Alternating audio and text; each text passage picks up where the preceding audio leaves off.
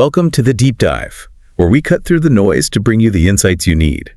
If you've been watching the crypto space, you'll know that Layer-1 blockchains beyond Ethereum have certainly gained significant traction. Oh, definitely. They're promising everything from incredible scalability and lower fees to innovative dApps, Right.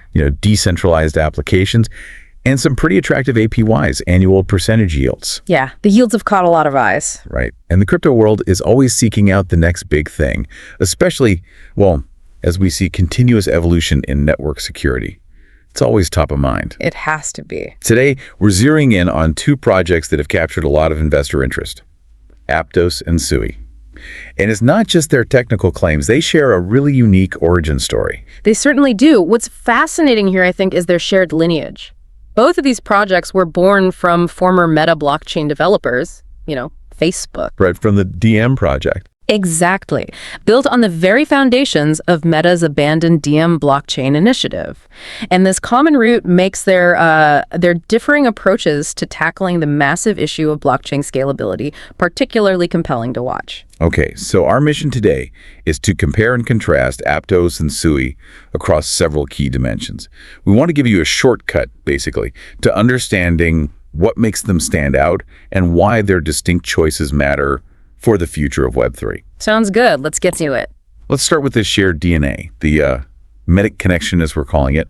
Both Aptos and Sui leverage key elements from Meta's DM blockchain, and crucially, they both use the Move programming language. You're right. That shared foundation is significant. But when we look at their leadership teams, we start to see some distinct profiles emerging. Okay. On the Aptos side, you have co-founders Mo Sheikh as CEO and Avery Ching as CTO. Both former senior blockchain developers and engineers from Meta, bringing years of that specific experience. So deep DM experience there. Absolutely. And Aptos Labs has really stacked its team with PhDs, researchers, engineers, and they've been pretty aggressive with expansion too. They even acquired former Solana staff like Austin Virts, who was Solana's head of marketing. Interesting move, bringing in talent from a competitor like Solana. Yeah, shows ambition. Then for Sui, you have co-founders Evan Cheng as CEO, Sam Blackshear as CTO, Adeni Abiodun as CPO, and George Dinessis as chief scientist. Okay, another set of heavy hitters. Even more so, perhaps. These were all former senior leaders from Meta's advanced blockchain R&D organization. They were instrumental in actually creating DM's programming language, its execution engine, its cryptography. Wow, so the core architects, essentially. Pretty much. And Kostas Chalkias, a former leading cryptographer at Novi, Meta's crypto wallet project, he's also a key member. So this continuity and, the sheer maturity within the Sui team is definitely a big draw for their backers. It's a fascinating thought, isn't it? How two projects, starting from almost identical blueprints, can evolve such, distinct architectural philosophies. Exactly. Despite these deep shared roots, their paths diverge significantly.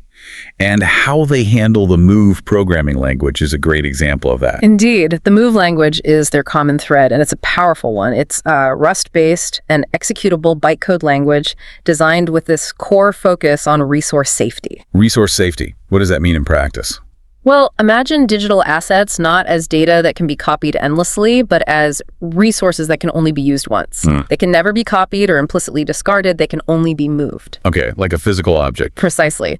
This design choice is engineered to maximize security, prevent double spending, a huge issue in crypto. Definitely. Manage ownership with clear access control, and also reduce gas fees. It's a significant shift from languages like Solidity, which, have historically faced issues like reentrancy attacks and other vulnerabilities. Right, so Move itself brings this promise of better security and efficiency, but then, as you mentioned, their implementations diverge. Aptos, our sources show, generally follows the textbook design from Deem's original white paper, like faithful implementation. Yeah, that's a good way to put it. Aptos largely adheres to that original DM design for Move, but Sui has taken a different path. It uses a modified version of Move. Modified how? It's coupled with what they call an object-centric storage model. Object-centric. Okay. So what does this mean for you, whether you're a user or a developer? On Sui, basically everything addresses transactions, the actual digital assets. They're all represented as objects. Okay. And these objects explicitly define if they are owned, shared, mutable, or immutable. This gives you what they call a cleaner ownership API. It makes the whole blockchain design more transparent and secure because it's immediately clear what you can and cannot do with any given asset. Ah, I see. So It removes ambiguity about ownership and permissions right at the object level. Exactly. It aims to prevent a lot of bugs or potential exploits that can arise from unclear ownership in other systems. That's a clever distinction. Definitely a subtle but potentially critical shift. Now let's look at their core engines. Architecture and scalability. Both are proof of stake, POS, Layer-1s, and they both aim for parallel transaction execution, kind of like Solana, to handle really high throughput. Correct. But how do they approach this and that dreaded state growth bottleneck from different angles? Right, so they both want parallel execution, but they get there differently. Aptos employs something called Block STM. It's a parallel execution engine that draws inspiration from the Hot Stuff consensus protocol. Hot stuff. I've heard of that. Meant to be efficient. Very much so. Designed for speed and reliability in reaching agreement. Block STM uses this foundation to dynamically detect dependencies between transactions and then schedules their execution tasks in parallel where possible. And the result? Aptos claims this allows it to process over 130,000 transactions per second, or TPS, which, should translate directly into significantly lower transaction costs for users. 130K TPS, that's substantial. And Sui? Sui, conversely, implements Narwhal and Tusk as its consensus algorithm. It's a two-part system. Narwhal and Tusk. Narwhal is a DAG space that's a directed acyclic graph mempool. Think of the mempool as a sort of waiting room for transactions. Narwhal's DAG structure allows for parallel processing right there at the execution layer. Okay, parallelization again. And Tusk. Tusk provides the asynchronous consensus part. It's designed specifically to be resilient against denial of service attacks. The sources we looked at seem to indicate that Sui might have a slight edge in terms of security because of this particular design. Interesting. So different approaches to consensus and parallelization. Now, we've discussed their current scalability claims, but looking ahead, state growth, the blockchain getting bigger and bigger. That's a bottleneck for pretty much all L1s, right? It's a huge challenge, yeah. Long-term viability depends on solving it. How do Aptos and Sui each plan to tackle that? Well, Aptos seems to be prioritizing support for heterogeneous validators. Meaning it aims to allow validators with different kinds of hardware-varied CPU power, different storage capabilities to participate effectively in the network. This could broaden decentralization and make the network more resilient overall. Okay, flexibility in hardware. And Sui's approach? Sui's strategy is more focused on sharding data storage efficiently and scaling its resources horizontally.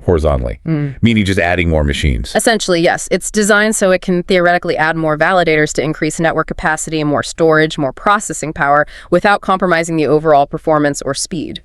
And what are Sui's claims on numbers? Sui makes even bolder claims, actually. They cite 297,000 TPS and an incredibly low 400 meters average time to finality. Finality being when a transaction is irreversibly confirmed. Wow, nearly 300K TPS and sub-second finality? Those are very ambitious numbers. Extremely ambitious. We'll see how they hold up in real-world sustained use.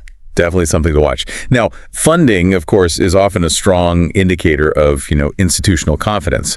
And both of these projects have certainly caught the eye of some big players. Absolutely. The venture capital interest has been intense. Aptos Labs, for instance, has raised a total of $350 million. $350 million.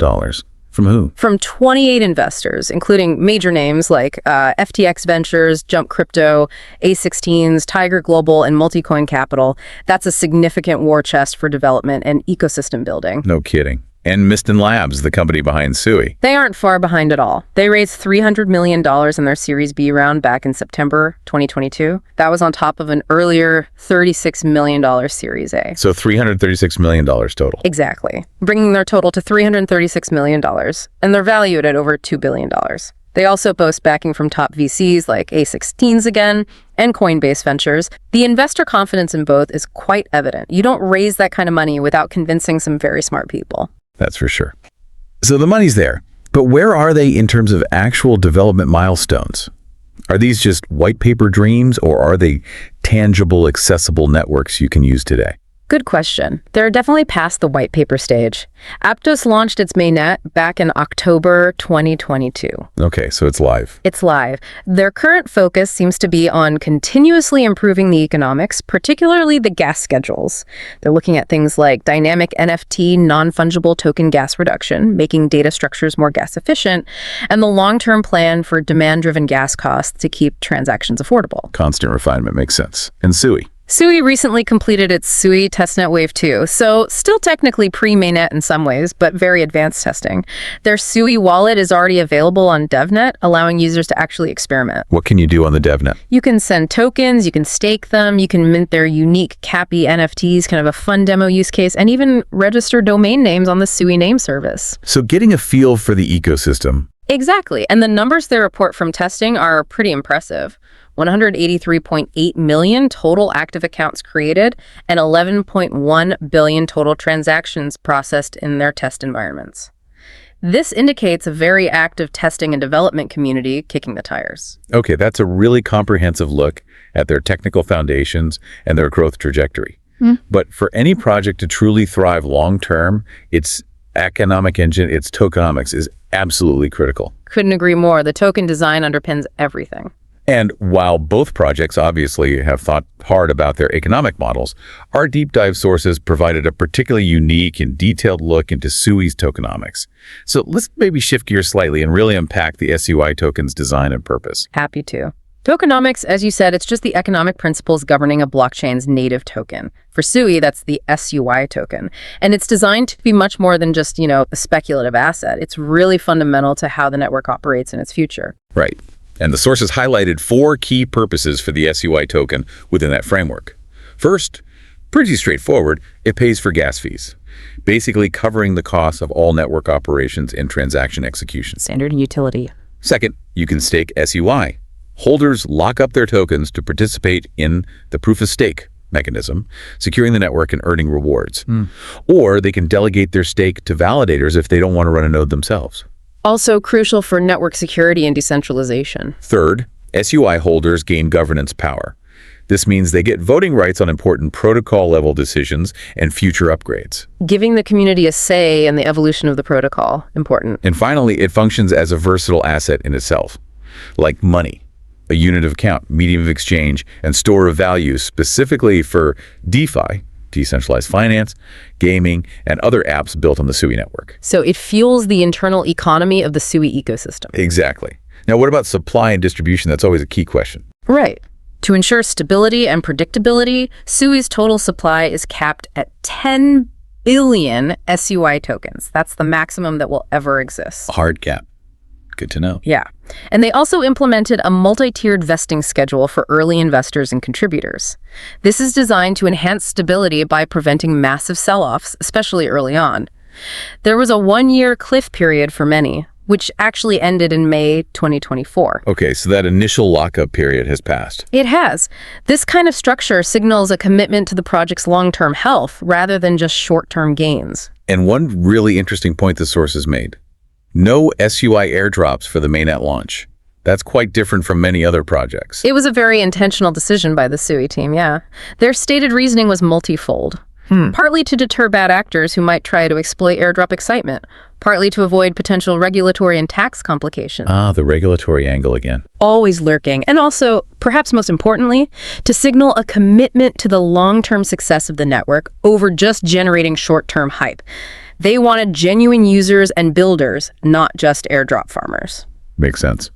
Now, this brings us to a particularly unique aspect of Sui's tokenomics that really stood out. Its storage fund. Can you walk us through that? Yeah, this is quite innovative. Basically, every transaction that adds data to the Sui blockchain includes a fee specifically for storage. And that fee doesn't just go to validators, it goes directly into this dedicated storage fund. Okay, a separate pool for storage costs. Exactly. And here's the clever part. The fund itself is staked and earns staking rewards. Those rewards are then distributed to the current validators on the network. Why? To compensate them for the cost of storing previously stored on-chain data added by users in the past. So what does this ingenious mechanism mean for you, the user or validator? Okay, I think I'm following. It means future validators get paid for storing old data, funded by the fees from when that data was originally added. You got it.